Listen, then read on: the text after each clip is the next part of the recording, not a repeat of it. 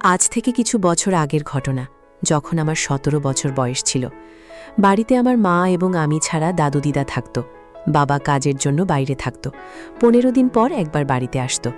মায়ের বয়স ছিল ৩৭ বছর, নাম কামিনী। অনেক কম বয়সে মা আমাকে জন্ম দিয়েছিল। আমি ছোট থেকে ওসব ব্যাপারে সবকিছু জানতাম। ছোটবেলায় লুকিয়ে লুকিয়ে অনেকবার বাবা মায়ের দেখেছি। কাজের সময় বাবা মাকে সম্পূর্ণ দিত, ফলে মায়ের সুখের প্রতিটি কোণা আমি দেখে নিয়েছি। আমার মা দেখতে ছিল নায়িকা দীপিকার মতো সুন্দর। আমার মায়ের প্রতিটা সৌন্দর্য দেখে যে কোনো মানুষের ইচ্ছে হবে। গ্রামের মেয়েদের বেশিরভাগই ভেতর কালো হয়, কিন্তু মায়ের ছিল একবারে সাদা গোলাপি এবং পুরো পরিষ্কার। এখন তো আর বাড়ি এসে বাবা মাকে দেই না।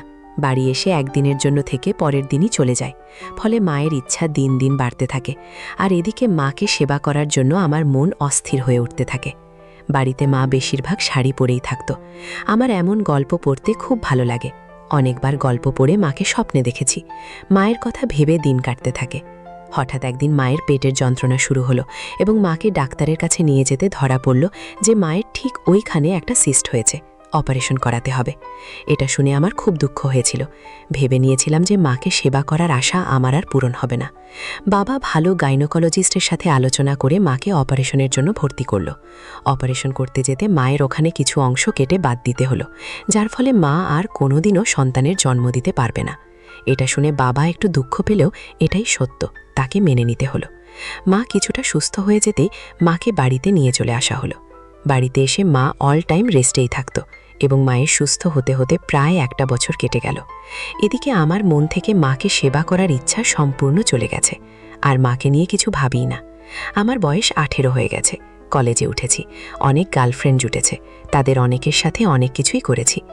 এখন 2025 সাল। মা এখন পুরো সুস্থ হয়ে গেছে। মা গ্রাউন্ড ফ্লোরে রুমে থাকে, আর আমি ফার্স্ট ফ্লোরে একটা রুমে থাকি। অপারেশনের পর থেকে মা বাড়িতে নাইটি পরে থাকতো সব সময়। এখন মায়ের সাথে বাড়িতে খুব নর্মালভাবে থাকি, নর্মালভাবে কথা বলি এবং মায়ের দিকে কোনো খারাপ নজরে তাকাই না। এইভাবে কিছু সপ্তাহ কাটতে থাকে। হঠাৎ একদিন রাত 12টায় পেচ্ছাপ করার জন্য নিচে আসি। আমাদের বাড়িতে একটাই বাথরুম ছিল, যেটা গ্রাউন্ড ফ্লোরে ছিল। নিচে এসে দেখি মায়ের রুমে এখনও লাইট চলছে। আমি হয়তো ভাবলাম মায়ের কিছু শরীর খারাপ করেছে, তাই এখনও জেগে আছে। তাই দরজায় টোকা দিলাম, কিন্তু মায়ের কোনো সাড়া পেলাম না। তারপর আমি জানলার কাছে আসলাম। জানলায় একটা ছোট ফাঁক আছে। জানলার ফাঁকে চোখ রাখতে আমার গা কাটা দিয়ে উঠল। আমার মা বিছানার উপর সম্পূর্ণ হয়ে বসে আছে, কানে হেডফোন, মোবাইলে কি দেখছে, এক হাত দিয়ে মালিশ করছে আর এক হাত দিয়ে একটা শেষা ভেতরে খাচ্ছে। গ্রীষ্মকাল হাওয়ায় রুমেতে ফ্যান চলছে এবং কানে হেডফোন থাকায় আমি বাইরে থেকে ডাকতেও মা শুনতে পাইনি। অপারেশনের পর থেকে মায়ের কেমন যেন এক সাইড ছোট হয়ে গেছে। অপারেশনের কাটা দাগ দেখা যাচ্ছে, আর তার পাশে কেমন যেন জঙ্গলের মতো মনে হচ্ছে। হয়তো বাবা এখন আর মায়ের সেবা করে না, তাই যত্ন নেওয়া হয়নি। মাকে এই অবস্থায় দেখে আমার ইচ্ছা অনেক দিন পর আবার জেগে উঠল।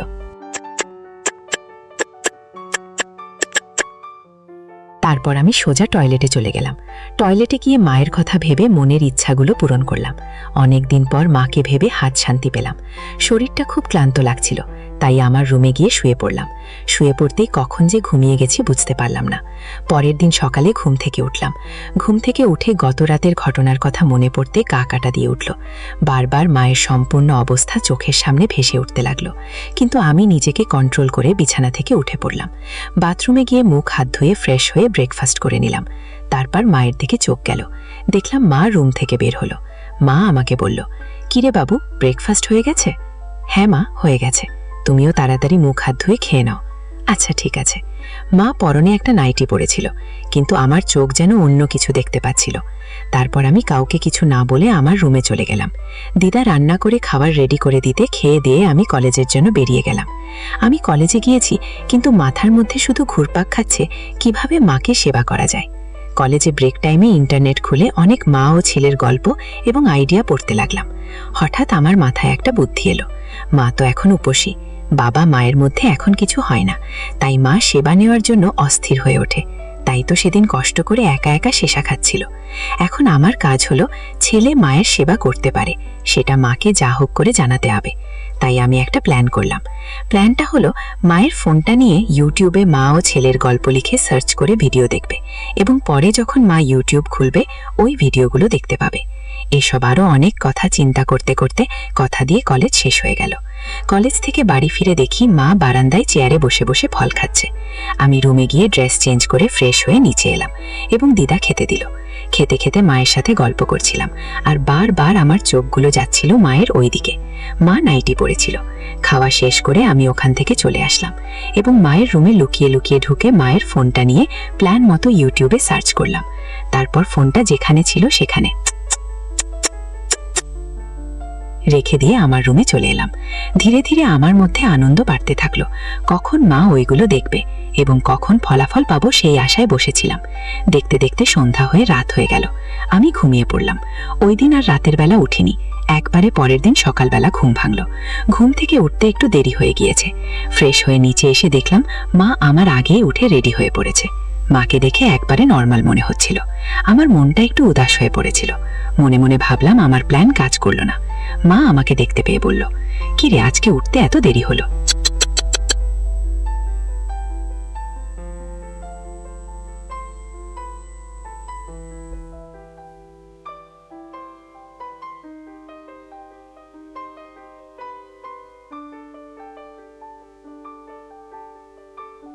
আর আজকে রাতে সারা রাত ঘুমিয়েও ঘুম থেকে উঠতে দেরি হয়ে গেল।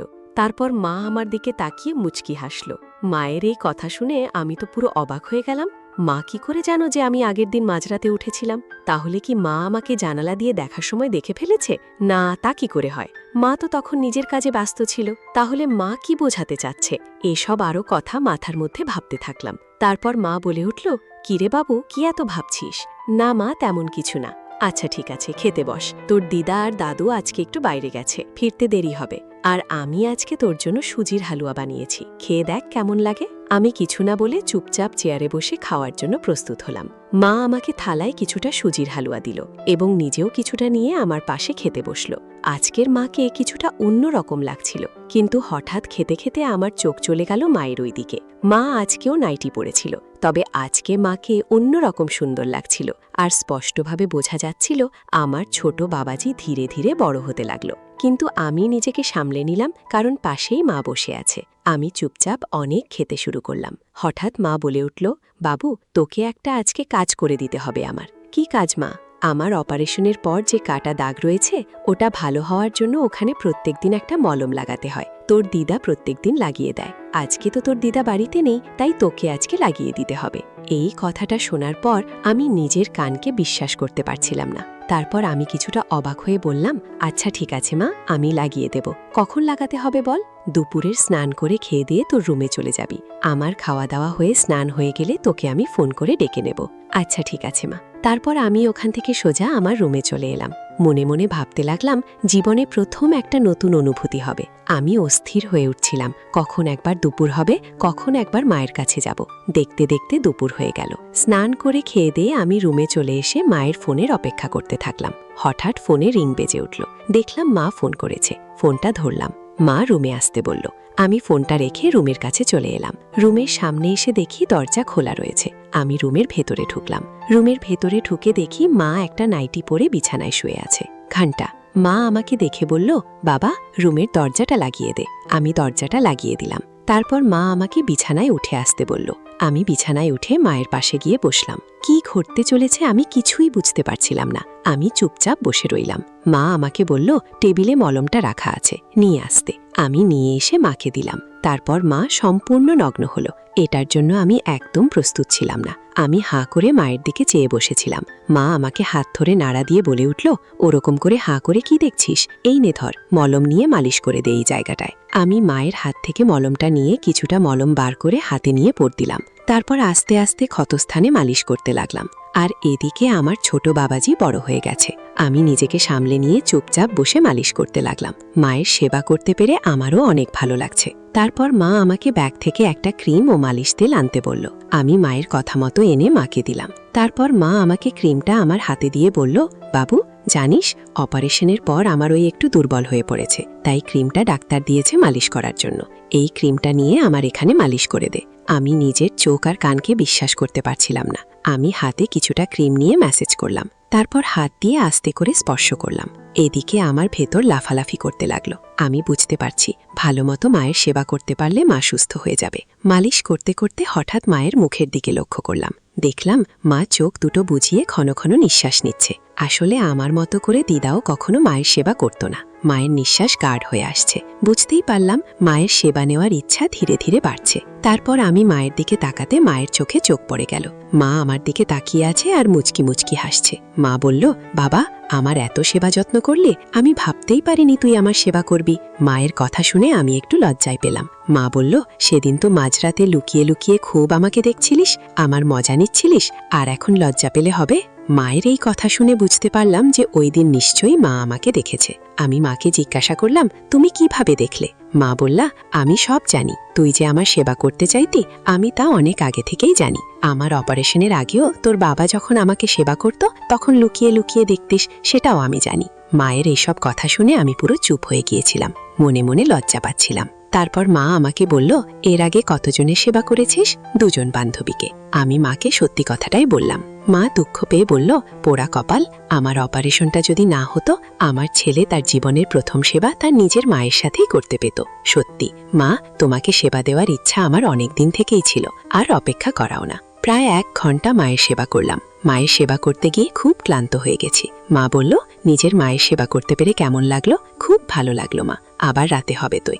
রাতে তো পাশের রুমে দাদু দিদা থাকবে, আওয়াজ হলে তো সব শুনতে পেয়ে যাবে, তাহলে তুমি উপরে আমার রুমে চলে আসবে। মা বলল, আচ্ছা ঠিক আছে। মা, তুমি এখানটা পরিষ্কার করো না কেন? আগে কত সুন্দর করে পরিষ্কার করে রাখতে। পরিষ্কার করে রাখলে জায়গাটা খুব সুন্দর লাগতো। তোর দরকার তুই পরিষ্কার করে নে। আচ্ছা ঠিক আছে, পরে একদিন পরিষ্কার করে দেব। মা বলল, দাঁড়া, আমি টয়লেট থেকে আসি, খুব জোরে হিসু পেয়েছে। মা ফ্রেশ হয়ে বেরিয়ে আসতে আমিও বাথরুমে গিয়ে ফ্রেশ হয়ে নিলাম। দেখতে দেখতে সন্ধে হয়ে গেল। দাদু দিদাও বাড়িতে চলে এলো। ওই দিন রাতেও আমি মায়ের খুব সেবা করেছিলাম। এরপর থেকে প্রত্যেক দিন রাতে আমার রুমেতে মায়ের সেবা করি। এইভাবে মায়ের সেবা করার ফলে মায়ের সাথে আমার সম্পর্ক ঘনিষ্ঠ হয়ে গেল। 1 সপ্তাহ লাগাতার। এরপর কিভাবে ওখানের ময়লা পরিষ্কার করা যায় পরিকল্পনা করলাম। পরের দিনটা ছিল ছুটির দিন, রবিবার। সকালবেলা ঘুম থেকে উঠে ফ্রেশ হয়ে নিচে এসে দেখি মা আগে থেকেই আমার জন্য ব্রেকফাস্ট নিয়ে অপেক্ষা করছে। আমাকে দেখতে পেয়ে মা আমাকে গুড মর্নিং বলল, আমিও গুড মর্নিং বললাম। তারপর খেতে বসলাম। খেতে খেতে মায়ের সাথে গল্প করতে লাগলাম। মা, তোমার জন্য আজকে একটা সারপ্রাইজ আছে। কি সারপ্রাইজ বলো না? সারপ্রাইজ যদি আগে থেকে বলে দিই সেটা আর সারপ্রাইজ থাকবে কি করে? আচ্ছা শোনো, আমি খেয়ে দিয়ে বাজারের দিকে বেরোবো, কিছু আনার থাকলে বলে দিও। না, বাজারে ভালো লুব্রিক্যান্ট ফেলে নিয়ে আসিস। আচ্ছা ঠিক আছে। তারপর আমি খেয়ে দিয়ে বাইক নিয়ে মার্কেটের দিকে চলে গেলাম। বাড়ি ফিরতে প্রায় দুপুর 11টা বেজে গেল। আমি তো আজকে আগে থেকেই প্ল্যান করে রেখেছি মায়ের ওই ময়লাগুলো ভালো করে পরিষ্কার করে আজকে হেব্বি কাজ হবে। তাই খুব সুন্দর সুগন্ধযুক্ত একটা লুব্রিক্যান্ট নিয়ে এসেছি। বাড়িতে এসে দেখি মা গায়ে কাপড় জড়িয়ে টয়লেটের দিকে যাচ্ছে। মাকে দেখতে পেয়ে মাকে বললাম, মা, আজকে একসাথে স্নান করব। আচ্ছা ঠিক আছে, আমার খুব জোর টয়লেট পেয়েছে, টয়লেট করে তোকে ডেকে নেব। আচ্ছা, তুমি টয়লেট করতে যাও, কিন্তু টয়লেটের দরজাটা খোলা রাখবে, আমি আসছি। ওরে আমার দুষ্টু ছেলে রে। আচ্ছা ঠিক আছে, আয় তাড়াতাড়ি। তারপর আমি বাবার সেভিং কিটটা আর সেভিং ক্রিমটা নিয়ে টয়লেটের দিকে গেলাম। আমার হাতে সেভিং ক্রিম আর সেভিং কিট দেখে মা বুঝতে পেরে গিয়েছিল কি সারপ্রাইজ দিতে চলেছি। তারপর আমি গামছা দিয়ে মায়ের চোখ বেঁধে দিলাম আর বললাম, সব হয়ে যাওয়া পর্যন্ত চোখ বন্ধ রাখ, পরে জাদু দেখাবো তোমায়। ঠিক আছে, মা বলল। এরকম ভালো কাজ তুই করতে পারোস, তোর বাবাও এমন ভালো কাজ করেনি, তুই সত্যি জাদু জানিস। কি যে বল মা, জাদুকর আমি নই, সেটা তুমি। মা মুচকি হাসল। আমি মায়ের কষ্টটি পারছিলাম না। এবার আমি মাকে জল ঢেলে স্নান করিয়ে গা মুছে দিলাম। আমি নিজেও স্নান করলাম। আমি গামছা নিয়েই গেছিলাম, সেটা পরে নিলাম আর মাকে একটা গামছা পরিয়ে দিয়ে আমার রুমে এনে আয়নার সামনে দাঁড় করালাম। মা নিজেকে আয়নায় দেখে অবাক। এটা কি সত্যি আমি? বিশ্বাস হলো না। মা নিজের চোখেই নিজের পরিষ্কার দেখে অবাক। সত্যি তো, পরিষ্কার দেখে আজ আমাকে সত্যি খুব ভালো লাগছে। এবার দুজনেই রেডি হয়ে নিলাম। দিদা আমাদের জন্য ভাত বেঁধে রেখে দিয়েছিল। দুজনেই দুপুরের খাবার খেয়ে নিলাম। আমার প্রথমে খাওয়া হয়ে যেতে আমি আমার রুমে চলে এসেছি, এসে শুয়ে পড়েছি। কিছুক্ষণ পর দেখি পেছনে পেছনে মাও আমার রুমে এলো। আমি মাকে দেখতে পেয়ে বললাম, কি গো, দুপুরে ঘুমাবে না? না রে, ঘুমাতে ইচ্ছা করছে না, ভেতরটা এখনো কেমন যেন করছে। আর একটু মায়ের সেবা কর। আবার সেবা করব? হ্যাঁ, কেন? তুই কি আমার সেবা করতে পারবি না? তোর বল শেষ? তুমি যখনই বলবে তখনই তোমার সেবা করার জন্য আমি প্রস্তুত। আহারে, আমার লক্ষ্মী ছেলেটা। মা বলল, এভাবে আমি বেশিক্ষণ থাকতে পারবো না, যা করার তাড়াতাড়ি করবি। মায়ের সেবা করতে আমার অনেক কষ্ট হচ্ছিল, তবুও মাকে সুস্থ করার জন্য মায়ের সেবা করে গেলাম। তারপর প্রায় 1 ঘন্টা পর ঘুমিয়ে পড়লাম। আমার ঘুম ভাঙল সন্ধে 6টায়। আমি ঘুম থেকে উঠে দেখি মা তখনও ঘুমাচ্ছে। মাকে ওই অবস্থায় এবং ঘুমিয়ে থাকাতে পুরোপুরির মতো লাগছিল। আমি মাকে ডেকে ঘুম থেকে তুললাম। ঘুম থেকে উঠে মা ফ্রেশ হতে নিচে চলে গেল। আমিও ফ্রেশ হয়ে নিলাম। দুজনেই ফ্রেশ হয়ে টিভি দেখতে বসলাম। দিদা আমাদের দুজনের জন্য চা করে নিয়ে এলো। আর দিদা বলে গেল যে আজকে দুগ্ধ চা হবে না, বাড়িতে দুগ্ধ নেই। দাদু মার্কেটে গেছে দুগ্ধ আনতে। দিদা রান্নাঘরে চলে যেতে মাকে বললাম, বাড়িতে কত দুগ্ধ থাকতে দিদা বলে দুগ্ধ নেই, কেন যে এমন মিথ্যে কথা বলে? দেখলে কি হবে, আসলেই কোথাও নেই। আচ্ছা মা, আমি ছোটবেলায় কতদিন খেয়েছি? অনেক দিন খেয়েছিস আমার, প্রচুর হতো, তুই খেয়ে শেষ করতে পারতিস না, তোর বাবাও খেত। আচ্ছা মা, এখন আর তোমার হবে না রে বাবু, একমাত্র প্রেগন্যান্সি হলে তারপরেই বাচ্চা জন্ম দিলে আসে, আমি তো আর কখনো বাচ্চা জন্ম দিতে পারবো না। আচ্ছা মা, এই ব্যাপারে কোনো গাইনিকোলজিস্টের সাথে কথা বললে কেমন হবে? তো এমন কোনো পদ্ধতি থাকতেই পারে যাতে প্রেগন্যান্সি না হয়েও আসবে। আচ্ছা তুই দেখ, তোর মায়ের কি করলে ভালো হবে তুই জানিস। তখন থেকে আমার মাথায় মায়ের ওই খাবার চিন্তা ঘুরঘুরছিল। আমি এই সম্পর্কিত অনেক ভিডিও ইউটিউবে দেখলাম। ইউটিউবে ভিডিও দেখে বুঝতে পারলাম যে প্রেগন্যান্সি ছাড়াও আসে, একটা ওষুধের মাধ্যমে। তবে সেটা ডাক্তারের পরামর্শ নিয়ে খাওয়া ভালো। তাই আমি ঠিক করলাম যে কোনো একটা গাইনিকোলজিস্টের কাছে যাব। এই সব আলোচনা করতে করতে অনেকটাই রাত হয়ে গিয়েছিল। সবাই খাওয়া দাওয়া করে আমি আমার রুমে চলে এলাম। মাও খাওয়া দাওয়া শেষ করে আমার রুমে চলে এলো, কারণ আমি আর মা এক রুমে ঘুমাই। যেদিন শুধু বাবা বাড়িতে আসে ওই দিন মা নিজের রুমে ঘুমাই বাবার সাথে। ছুটির দিন রবিবারটা আমি মায়ের সেবা করার মাধ্যমে খুব ভালোই কাটলো। অপারেশনের পর প্রায় 2 বছর হয়ে গেল। এবার মায়ের বাইরে ঘুরতে যাওয়ার শখ হয়েছে। অপারেশনের পর থেকে এতদিন ঘরের মধ্যেই বন্ধ ছিল, কোথাও বেরোতো না। মা আমাকে বলেছিল যে আমার সাথে একদিন মার্কেটে যাবে কেনাকাটা করতে। দিনটা ছিল বুধবার, পাবলিক হলিডে, কলেজে ছুটি ছিল। মাকে সকাল থেকে বলে রেখেছি যে বিকালের দিকে শপিংয়ে যাব। বিকালে 4টের সময় মা রেডি হয়ে গেল, আমিও রেডি হয়ে পড়লাম। দুজনে বেরিয়ে গেলাম মার্কেটের উদ্দেশ্যে। কাছেই একটা বাস স্টপেজ থেকে বাস ধরার জন্য অপেক্ষা করতে থাকলাম। কিছুক্ষণ পর বাস আসলো, আমরা বাসে উঠলাম। বাসে প্রচণ্ড ভিড়, বসার জায়গা তো নেই, ঠিকভাবে দাঁড়ানোই যাচ্ছে না। মাকে দেখলাম অনেকেই ঘিরে রেখেছে, মা বেশ অস্বস্তিতে পড়ে গেছে। অবস্থা ব্যক্তিক দেখে আমি ঠেলে ঠুলে মায়ের পেছনে গিয়ে দাঁড়ালাম। তারপরে এক হাত দিয়ে যতটা সম্ভব মাকে সামনের দিক থেকে ঠেলা দিয়ে আমার দিকে আনার চেষ্টা করলাম। মা দেখলো আমি ঢালের মতো দাঁড়িয়ে আছি। মা বলল, উফ বাবু, তুই ছিলি কই? মা, চিন্তা নেই, আমি আছি। কিছুক্ষণ পর একটা সিট খালি হতে মাকে বললাম সেখানে বসতে। মা বলল, না, আমার ছেলে দাঁড়িয়ে থাকবে, আমি বসবো তা হবে না, বাবু তুই বস, আমি তোর কোলে বসি। যেহেতু আমরা মা ছেলে তাই কেউ আপত্তিও করল না। আমি সিটে বসে পড়লাম, মা আমার কোলে বসে পড়ল। আমি হাত রাখার জায়গা পাচ্ছিলাম না, তাই মা বলল, বাবু হাত আমার সামনে রাখ। আমরা শহরে পৌঁছে গেলাম, একটা বড় শপিং মলে ঢুকলাম। মাকে দারুণ সুন্দর লাগছে দেখতে। আমরা প্রথমে একটা লেডিস কর্নারে ঢুকলাম। দোকানের নারী সেলসম্যান দেখেই এগিয়ে এলো, বলল, স্যার কি চাই বলুন, এখানে সব রকমের জিনিস পাবেন বৌদির জন্যে, আর বৌদি যা সুন্দরী সব কিছুতেই মানিয়ে যাবে। বুঝলাম আমাদের মা ছেলেকে স্বামী স্ত্রী ভেবেছে। মার দিকে তাকাতে দেখলাম মা লজ্জায় লাল হয়ে গেছে। আমি বললাম, আচ্ছা কিছু লেটেস্ট পোশাক দেখান তো। তখন সেলসম্যান কিছুই পোশাক আনলো, যেগুলো আসলে কিসের জন্যে পড়ে আমি নিজেও বুঝি না। আমি বললাম, দিয়ে দিন। এবার মা বলল, খোকা কিছু গয়না পছন্দ হয়েছে, কিনবো? মায়ের জন্যে কিছু গয়না নিলাম। আমি এরপর মায়ের জন্যে কোমরের বিছা, গলার হার, হাতের বালা কিনলাম। এরপর সব কেনাকাটা শেষে বাবার ডেবিট কার্ড থেকে পেমেন্ট করলাম।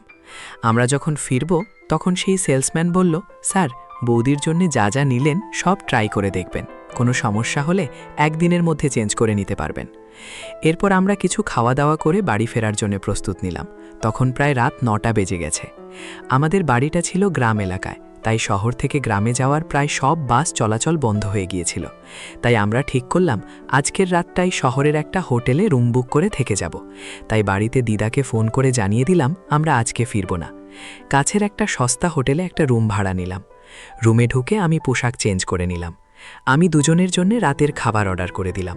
সারাদিন ঘুরে টুরে মা খুব টায়ার্ড ছিল, তাই আজকে বলে দিল আজকে আর কিছু হবে না।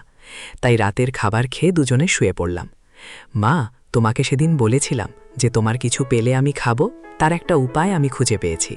মা বলল, কি উপায় বল? এই শহরে একটা লেডি গাইনোকোলজিস্ট আছে, আমি ওনার সাথে কথা বলেছি এ ব্যাপারে। উনি বলেছেন একটা ইনজেকশন দিতে হবে, আর কিছু ওষুধ আছে যাতে ওইগুলো তৈরি হবে। আচ্ছা বাবু, তোর যেটা ইচ্ছা সেটাই হবে। আচ্ছা মা, তাহলে কালকে ওই গাইনোকোলজিস্টের অ্যাপয়েন্টমেন্ট নিয়ে নিই, কালকে বাড়ি যাওয়ার পথে ওখানে হয়ে যাব। আচ্ছা ঠিক আছে। মায়ের সাথে কথোপকথন শেষ করে ঘুমিয়ে পড়লাম। পরের দিন সকালে ঘুম থেকে উঠে দুজনে রেডি হয়ে পড়লাম। হোটেল থেকে বেরিয়ে ওই গাইনোকোলজিস্টের চেম্বারের দিকে রওনা হলাম। বেলা 11টা নাগাদ চেম্বারে এসে পৌঁছলাম। রিসেপশনে একটা মহিলা ছিল। মহিলাটা একটা ফর্ম দিল।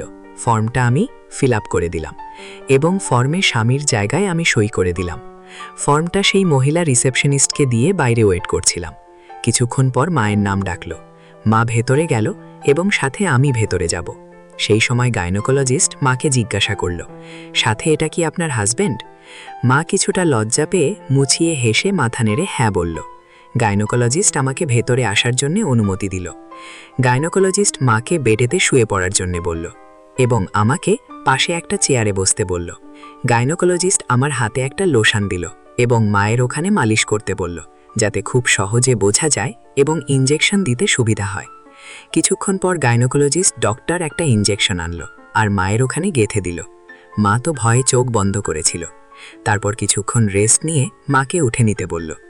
তারপর গাইনোকোলজিস্ট আমাকে ডেকে বলল, চিন্তার কোনো কারণ নেই, 24 ঘন্টার মধ্যে কাজ হয়ে যাবে।